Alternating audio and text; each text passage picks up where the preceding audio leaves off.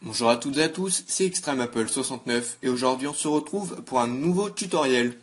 Dans ce tuto, je vais vous expliquer comment faire du SSH avec votre iPhone, iPod Touch ou iPad jailbreaké. Personnellement, je suis équipé d'un iPhone 5 au firmware 6.1.2. Je vais commencer par vous expliquer à quoi sert le SSH, puis je vous montrerai comment faire. Alors le SSH va permettre en quelque sorte d'entrer dans votre iDevice puisque l'on va pouvoir voir tous les fichiers contenus dans votre appareil. On va bien sûr pouvoir les modifier, les supprimer, ajouter des fichiers, etc. Si vous connaissez l'application iFile, c'est la même chose que l'on va pouvoir faire, sauf que nous, on va passer par l'ordinateur, ce qui va nous permettre de transférer des fichiers contenus dans notre PC, Windows ou Mac, directement dans notre iPhone. Alors pour ceci, il va falloir télécharger deux choses, un Tuxidia sur son device et un logiciel sur son ordinateur. Alors je vais commencer par vous montrer la partie iPhone, puis on se retrouvera sur le PC pour la deuxième partie. Tout d'abord, il faut se rendre sur Cydia, et puis donc il nous faut bien sûr un appareil jailbreaké. Donc si vous êtes au firmware 6.0 ou plus et que votre appareil n'est pas jailbreaké, je vous invite à cliquer maintenant juste ici pour voir ma vidéo vous expliquant comment jailbreaker votre iDevice. Une fois que Cydia est ouvert, on se rend dans la catégorie Recherche, et puis on tape OpenSSH sans espace comme je vais le faire à l'instant. Donc OpenSSH. Voilà. Donc on va rentrer dedans. Je vais juste avoir un petit problème avec mon appareil photo qui va pas vouloir faire le focus. Donc on rentre dedans.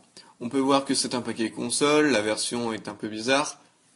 Prenez bien sur la source officielle, on installe. Et une fois que c'est fait, c'est très important, il faut redémarrer son iDevice pour que le changement soit bien appliqué. Une fois que c'est fait, on branche son appareil sur l'ordinateur et on va se retrouver tout de suite sur le PC pour la deuxième partie. Nous voilà sur mon PC. Il va maintenant falloir télécharger un logiciel qui va nous permettre de rentrer dans notre iPhone. Alors dans cette vidéo, je vais utiliser le logiciel Discade, qui est mon préféré, mais il faut savoir qu'il existe beaucoup de logiciels qui permettent de faire du SSH. Pour télécharger Discade, il suffit de se rendre à cette adresse, le lien est dans la description. Il nous suffit ensuite de choisir la version Windows ou la version Mac. Personnellement, j'ai pris la version Windows. Une fois que vous cliquez, le téléchargement va se lancer automatiquement. L'installation est on ne peut plus simple et elle est aussi très rapide. Donc une fois que c'est terminé, il suffit de lancer Discade. Moi il est ici sur mon bureau, je le lance.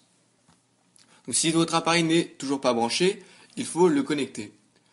Alors je vais juste rentrer Discade bien correctement pour que vous le voyez bien.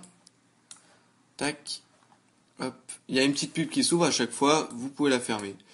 Donc vous normalement vous arriverez comme ceci. Voilà. Alors nous sur l'interface, on va s'occuper uniquement de la partie File System qui est celle-ci. Donc si vous cliquez dessus, on va pouvoir voir trois dossiers qui s'ouvrent. Donc route, c'est c'est les fichiers système qui sont stockés là-dedans. Et ensuite, on a Media et Camera Roll. Donc, Camera Roll, c'est l'endroit où vous pouvez voir vos photos et vos vidéos. Alors, la plupart des manipulations que vous allez faire se feront dans Route. Mais faut faire attention, puisque lorsque vous modifiez un fichier dans Route, ou même dans les autres, ou alors vous en supprimez un, et alors qu'il fallait pas, et ben ça peut faire crasher votre iPhone, ne plus arriver à l'allumer, et donc il faut faire une restauration. Et même des fois la restauration n'est plus possible si vous avez supprimé vraiment beaucoup de choses. Alors là je vais vous faire un petit exemple de ce que permet le SSH. Alors je vais vous montrer comment modifier le mode déverrouillé qu'il y a dans le slider de votre iPhone. Donc je sais pas si vous voyez quand vous déverrouillez et que vous devez aller de la gauche vers la droite, vous avez le mode déverrouillé. Alors je vais vous montrer comment le remplacer par ce que vous voulez. Alors pour ceci, il faut vous rendre dans Route. Ensuite, on va aller dans Système qui est juste là. Dans Librairie. Ensuite, dans Core Service. Et puis enfin, dans Springboard App. Ensuite, on va attendre que ça charge. Là, on va avoir plein de dossiers. On va sélectionner notre langue. Donc nous, c'est French.lproj. Il faut juste que je le trouve. Il est là. Et ensuite, on va avoir ceci. Alors vous n'aurez pas l'icône du bloc-notes, vous aurez uniquement une feuille blanche. Vous allez faire un clic droit sur springboard.strings et vous allez faire Open. Moi, ça va ouvrir directement dans le bloc-notes, mais vous, il va falloir sélectionner le logiciel bloc-notes pour l'ouvrir. Donc ça va vous ouvrir un petit message.